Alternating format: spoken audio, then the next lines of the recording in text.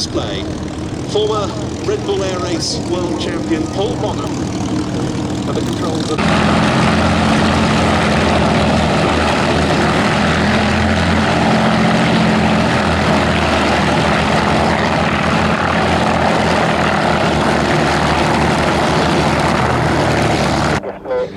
And now running in then from our left to depict the Fleet Air Arms part in D-Day, the Fighter Collection's Grumman FM-2 Wildcat.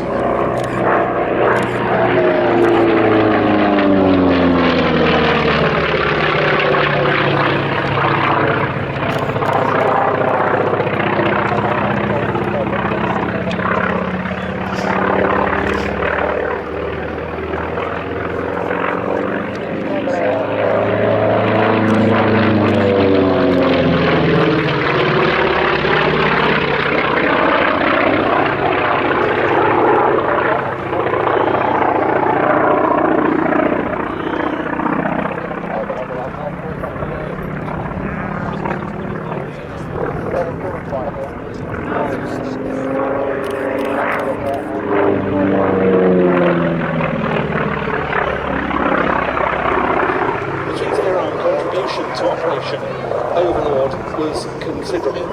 With fewer than 132 torpedo bomber reconnaissance aircraft from Fleet Air Arms squadrons were assigned, being attached for the duration to RAF Coastal Command and flying from shore bases.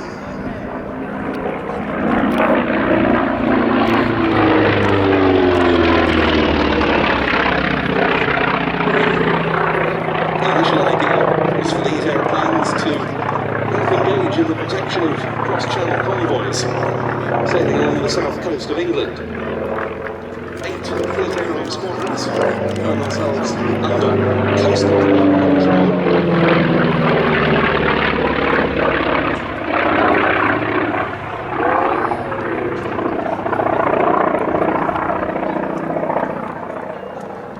Majority of its service was dubbed the F4F by Grumman.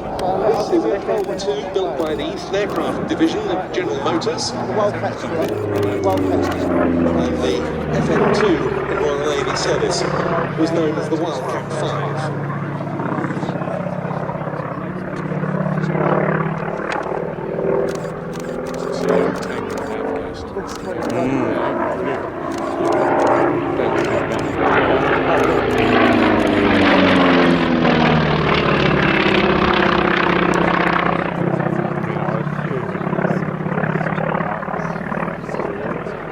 HMS Tracker was an escort carrier that had the Wildcats of 846 Squadron.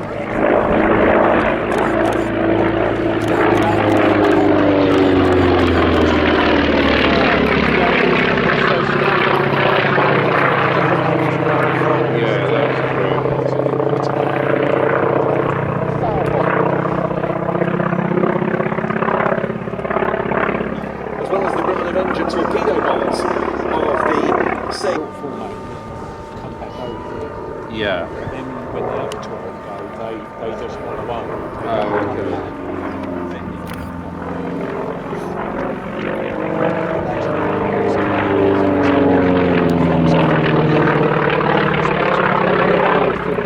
Oh right, so there'll be this morning we haven't seen 5 more or something.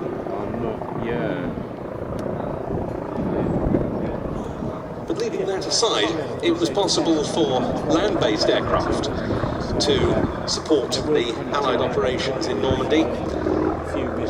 This came as something of a relief to the Royal Navy, since its fleet carriers could continue to be deployed elsewhere as part of the Allied effort.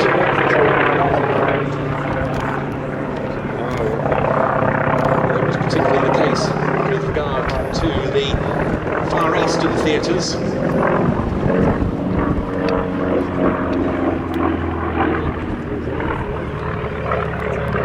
Normandy to go and join HMS Illustrious, which was attacking Japanese-held targets in the East Indies theatre.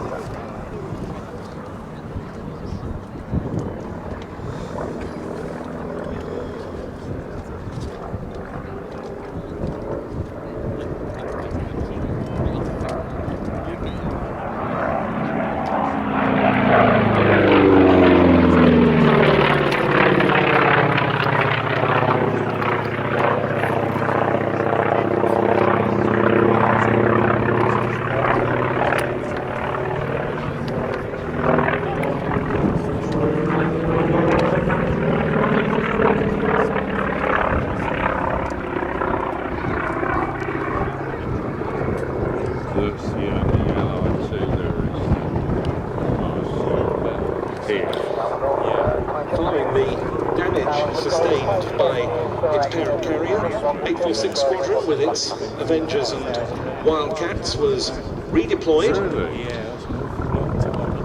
Once again as part of Coastal Command, this time in Northern Ireland, helping cover the western approaches.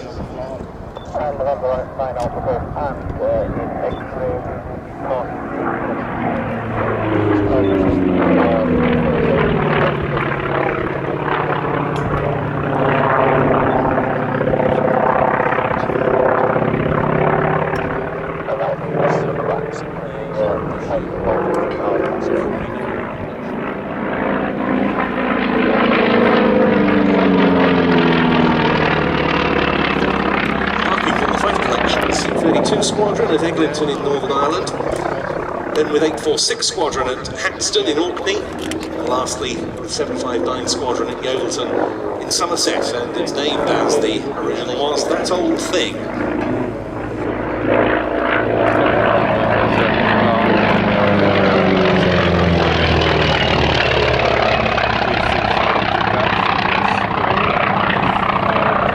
Apart from Overlord, they served in the Western Desert. They were involved in another famous operation 75 years ago, 1944's attack on the German battleship Tirpitz. They were used by the Royal Navy in the Pacific, the Indian Ocean, and in many other actions. A very charismatic, stubby little fighter, but one much loved by its pilots.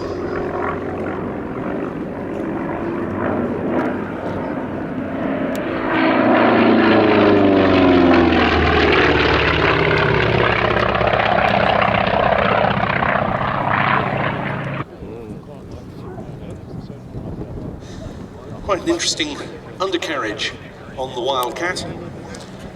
Fairly narrow track. And one that also has to be wound up and down by hand.